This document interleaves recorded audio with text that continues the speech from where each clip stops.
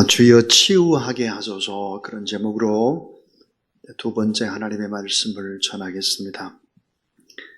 이한규 목사님의 책 가운데 상처는 인생의 보물지도다, 그런 책이 있습니다. 상처는 인생의 보물지도다. 이 책에 나오는 이야기 가운데 하나를 소개합니다. 어느 날 교회 가족 찬송 경연대회에서 집사님이 찬송을 부르다가 가사가 틀렸습니다. 교인들이 깔깔대고 막 웃었습니다. 그 집사님이 얼굴이 홍당무가 돼서 자리로 돌아와서 고개를 푹 수그리고 있었습니다. 그 다음에 목사님 가정이 이제 찬양할 차례가 됐습니다. 자, 찬송을 부르는데 목사님이 큰 목소리로 찬양을 하는 거예요. 근데 목사님도 가사를 틀리게 불렀습니다. 교인들이 다시 깔깔대고 웃으면서 야, 목사님도 틀렸네 뭐 이러고, 사모님과 자녀들은 왜 틀렸느냐고 핀잔을 주는 얼굴로 목사님을 쳐다보았습니다. 훗날 그 목사님이 돌아가셨습니다. 장례를 마치고 장로님들이 목사님의 서재에서 유품을 정리하다가 일기장을 발견했습니다. 그 일기를 쭉 읽는데 이런 내용이 있었습니다. 오늘은 가족 찬송 경연대회가 있었다. 김 집사가 찬송을 부르다가 틀려서 교인들이 다 웃었는데 김 집사가 너무 무안해했는데 그 모습이 참 안타까웠다. 분위기가 이상해지는 것 같아서 다음 차례로 우리 가족이 찬송을 부를 때 나도 큰 소리로 일부러 틀려주었다. 다시 교인들은 깔깔대고 웃었다. 그때 슬쩍 김 집사를 바라보니 목사님도 가사를 틀릴 수가 있구나, 이렇게 생각을 하고 안도하는 것 같았다. 오늘도 작은 일로 한 영혼에게 위로를 줄 수 있는 너무 깊은 하루였다 라고 일기를 쓰고 있었습니다. 참 아름답고 풍성한 복된 삶을 살아가신 목사님의 생애다, 그런 생각을 하게 됩니다. 인생의 최대의 절망은 죽음이죠. 그러나 이 죽음은 절망이 아니라 또 다른 시작이고 어느 누구에게 놀라운 축복이 되고 오히려 치유와 회복이 돼서 후손들에게 또 다른 새로운 출발점을 제공한다. 그것이 오늘 본문의 이야기입니다. 이스라엘 12지파의 기원을 이루는 믿음의 조상 야곱이 곧 죽게 됩니다. 그런 이제 떠나가죠. 그런데 또 다른 놀라운 축복들이 야곱의 간절한 유언적인 축복의 기도를 받고 그 자손들이 다 잘 되는 이야기가 오늘 본문의 그 시발점을 제공하고 있습니다.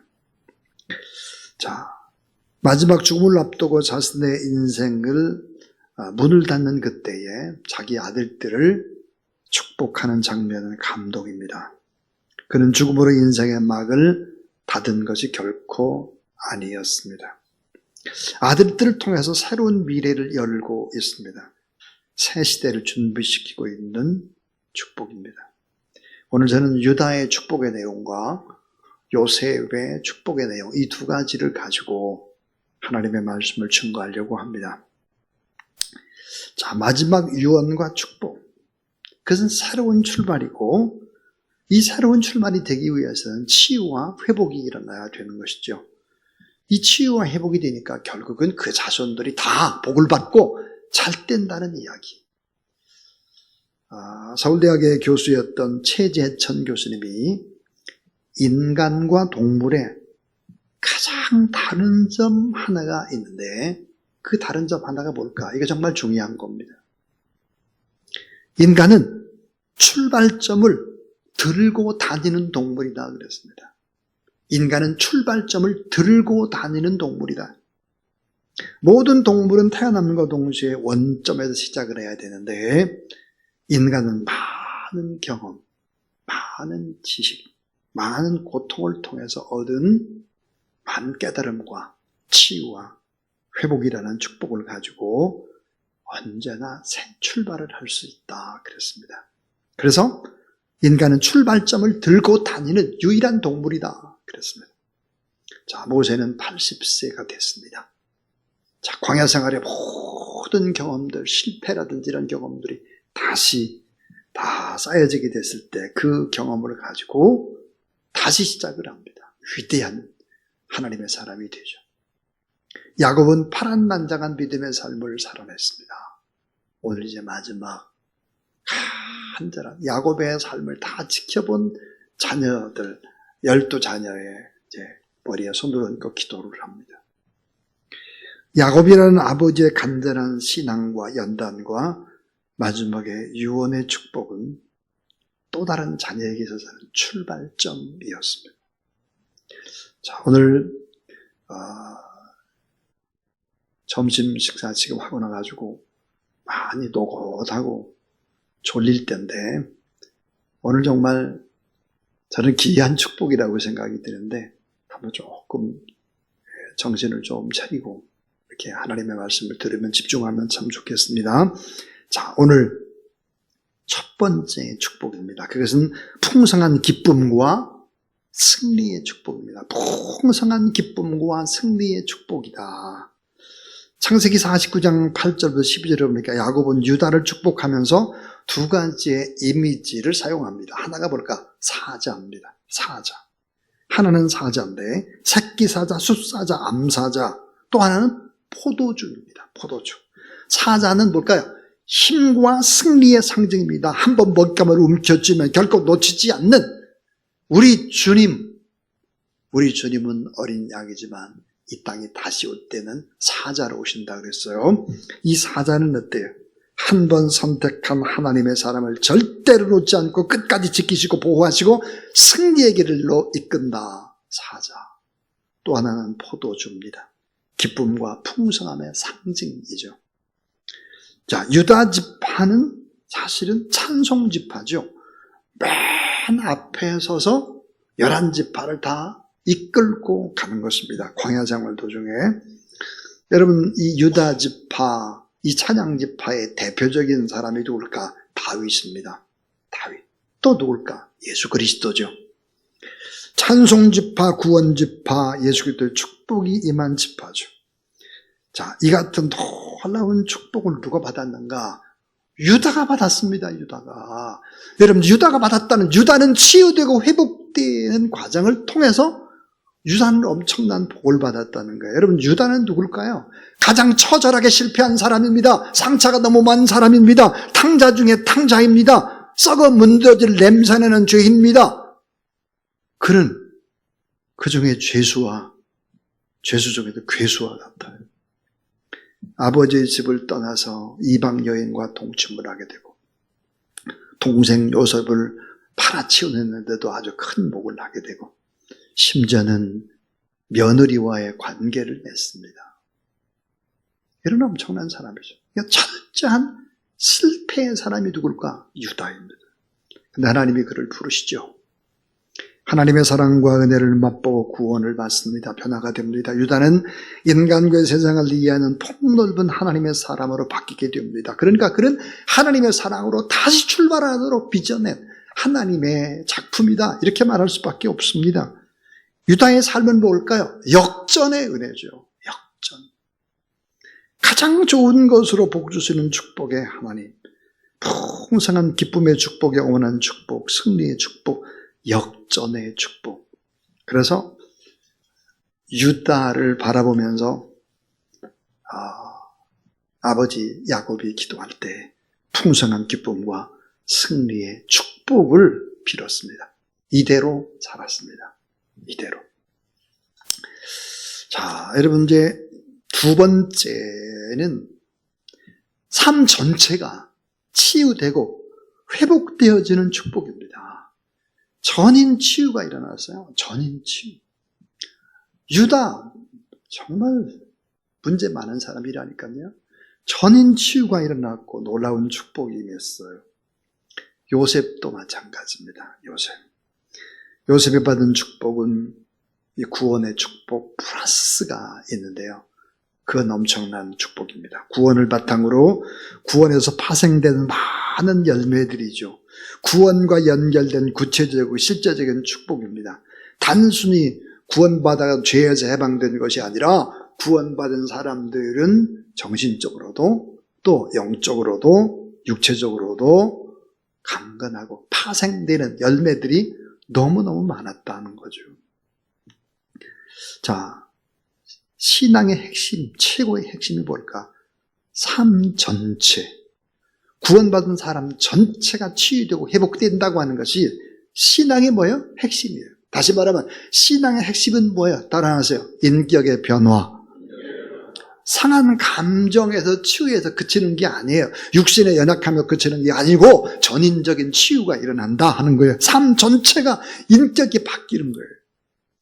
자, 여러분 구원받은 후에 처음으로 뭐가 치료되나? 가치관이 바뀌어요. 가치관의 치료, 생활 습관의 치료, 상한 감정의 치료가 일어나죠. 과거에 나와 관계가 안 좋았던 사람들을 어때요? 용서하니까 인간관계가 회복이 돼요. 가정이 회복돼요. 직장이 회복돼요. 뭐가 회복될까요? 비전이 회복돼요. 새로운 꿈을 꾸기 시작을 합니다. 전인적인 치료죠.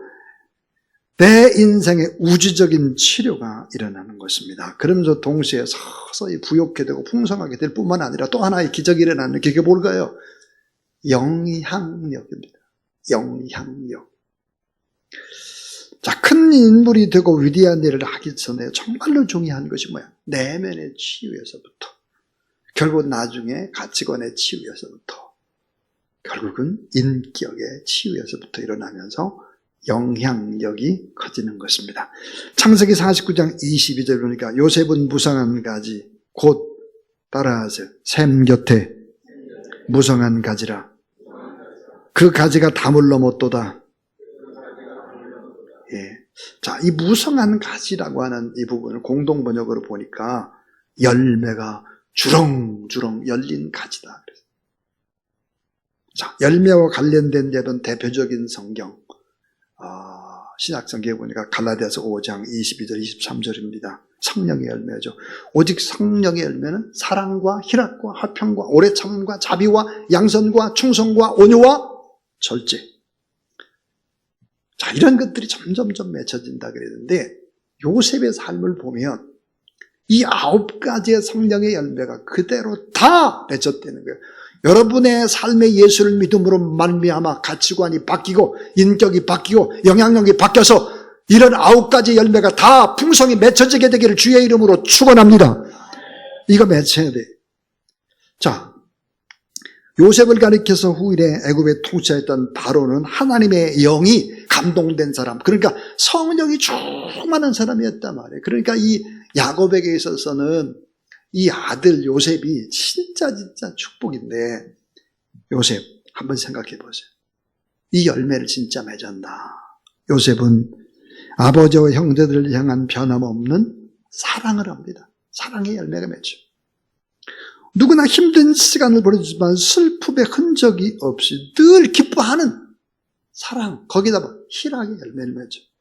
그런 자신이 속한 가정과 국가를 어때요? 화평하게 했어요. 가정도 국가도 화평.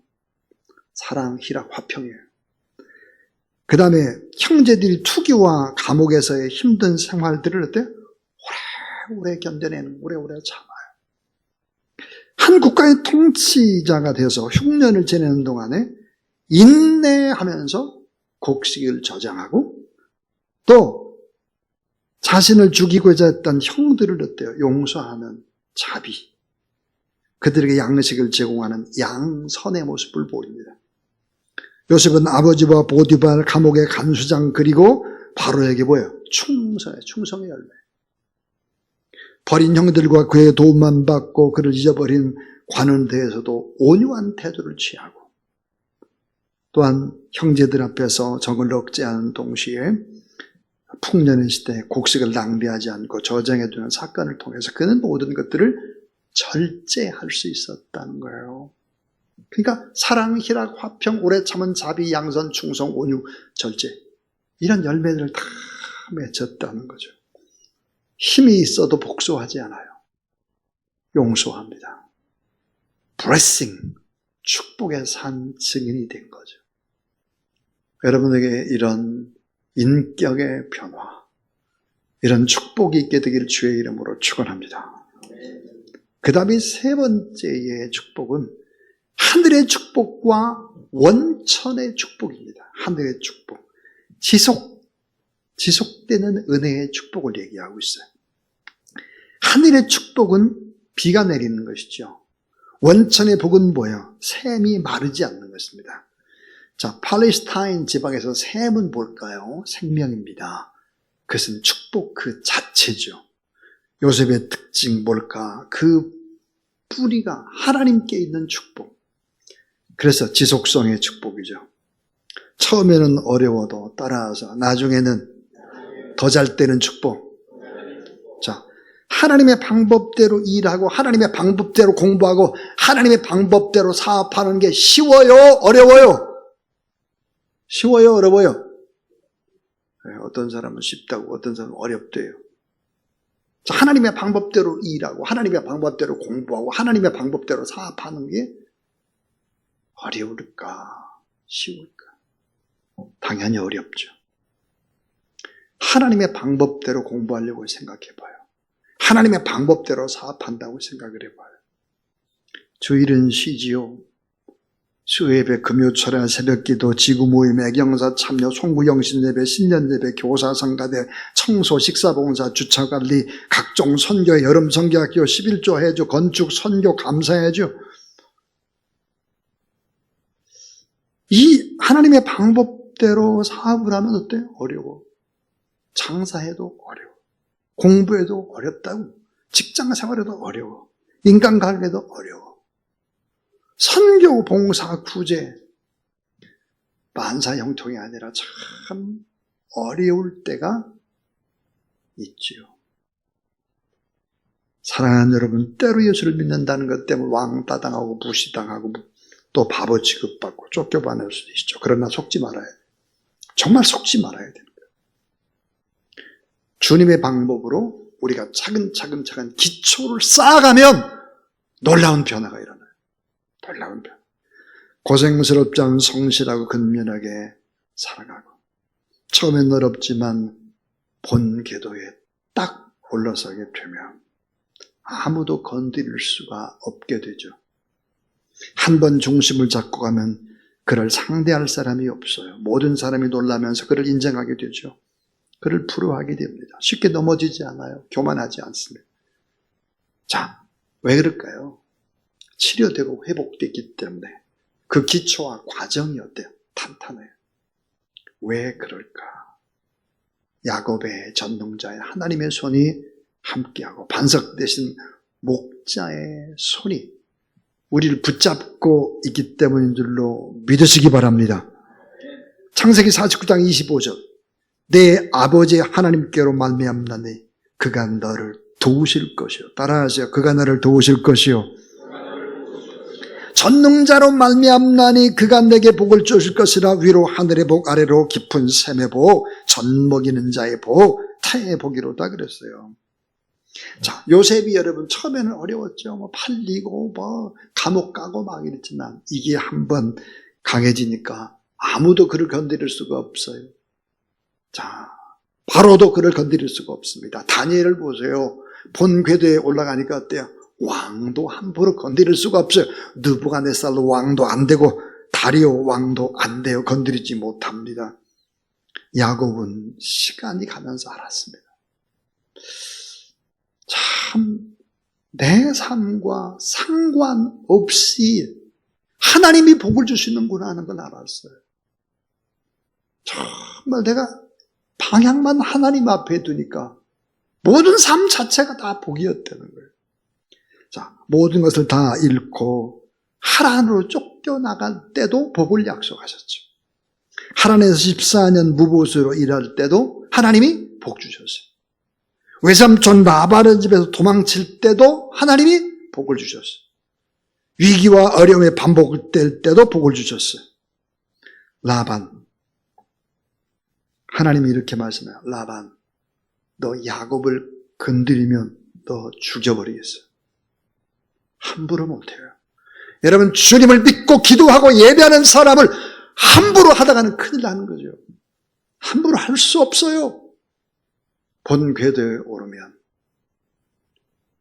야곱의 인생 전체는 뭐 잘 안 되는 것 같았는데 점점 복을 받았다는 거예요.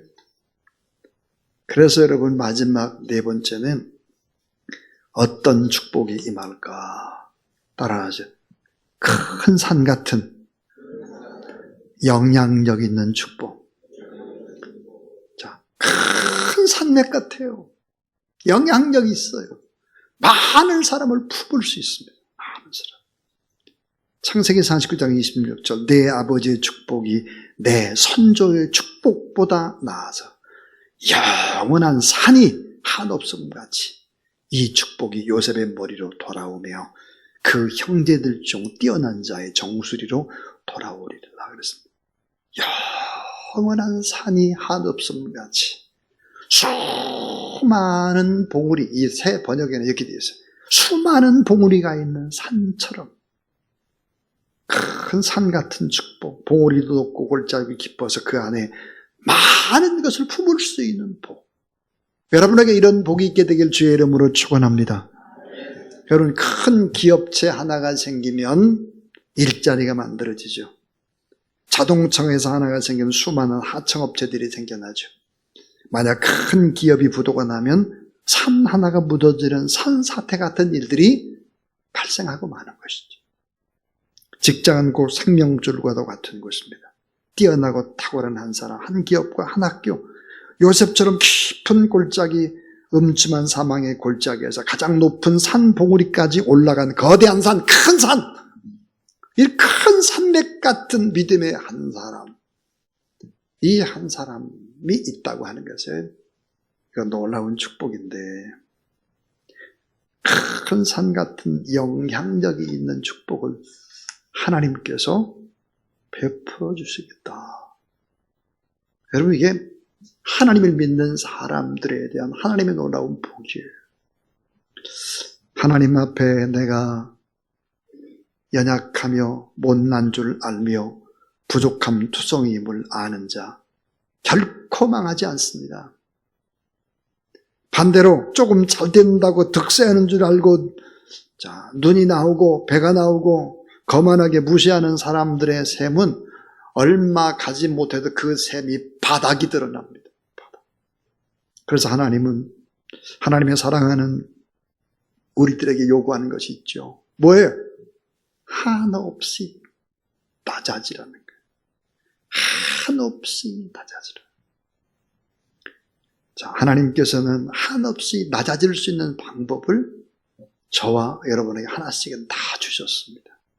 아픈 약점 같은 아킬레스건을 하나씩 다 줬죠. 자, 결코 높아질 수 없는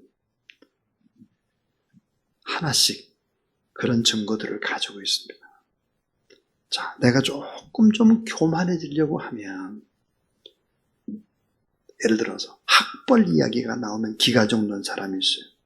좀 내가 교만해지려고 한다면 해병대 공수부대 출신이다, 뭐 이런 얘기하면 또 기가 죽는 사람이고, 자기는 방위 출신이라서 잘난 척할 수 없어요. 조금 교만해지려면, 자, 내가 좀 교만해지려고 할 때, 저는 교만할 가능성이 너무너무 큰데, 건강이 때로는 좋지 못하게 만들기도 하고, 형편없는 집안인 것을 또 생각하게 하고, 또 내가 다 허물이 많고 부족하고, 이런 걸 가지고 있다면 이런 것을 가지고 있는 그 자체가 오히려 축복이 되고 역전이 될 수 있다는 사실을 믿으시는 여러분 되길 바랍니다. 한없이 높아지지 못하도록 하나님께서 어때요? 박아놓으신 흔적과 같은 거예요. 주님, 저는 부족합니다. 연약합니다. 저는 못합니다. 이렇게 고백할 줄 아는 사람이 큰 사람이죠. 그래서 하나님은 남겨놓았어요. 뭘요? 부족함 하나씩을 남겨놨습니다. 우리가 겸손하기 위해서죠. 생각해봐요. 유다. 오늘 본문의 유다가 자신의 노력과 성실을 하나님 앞에 자랑할 수 있을까? 못하죠. 오늘 요셉이 자신의 노력과 성실을 하나님 앞에 자랑할 수 있을까? 못하죠. 우리가 정말 참된 신앙인이라면 하나님 앞에 뭔가를 자랑할 수 있겠나? 다른 사람 앞에? 못하죠. 주여, 저는 타다 남은 부직갱이와 같은 사람입니다. 이렇게 한없이 낮추고 나서 우리 주변을 보면 온통 다 행복한 거죠. 온통. 자, 이제 저는 설교를 마칩니다. 유다, 얼마나 치유가 필요하고 회복이 필요했습니까? 요셉, 얼마나 많이 상처가 있었겠습니까? 하나님은 치유하고 회복시키시죠. 그래서 결국은 치유하고 회복하시면서 점점 이런 엄청난 축복을 주실 뿐만 아니라 상상할 수 없는, 여러분 야곱 같은 문제 많은 사람이 어디 있습니까? 그 문제 많은 사람을 주님이 회복시키죠. 그래서 그 12 아들들을 다 축복하는 것입니다. 그 12 아들을 통해서 이스라엘의 12지파가 생겨나는 거예요. 그 중에 여러분 유다, 제일 못생긴 사람이죠. 이런 사람을 통해서 다윗 왕이, 예수 그리스도께서 육신적으로 태어나는 것이죠. 오늘 우리는 우리의 모습을 보고 낙심하거나 상황을 보고 좌절하거나 그렇게 할 수 있는 사람이 아닙니다. 자, 오늘 저는 주여 치유하게 하소서, 그런 제목인데, 점점점 주님은 치료하면서 우리를 회복시키시면서 결국은 엄청난 복을 주시는 분이시다. 풍성한 기쁨과 승리의 축복, 삶 전체가 치유되고 회복되는 축복, 하늘의 축복과 원천의 축복, 태산 같은 영향력의 축복입니다. 이런 귀한 복이 여러분에게 임하시기를 주의 이름으로 축원합니다.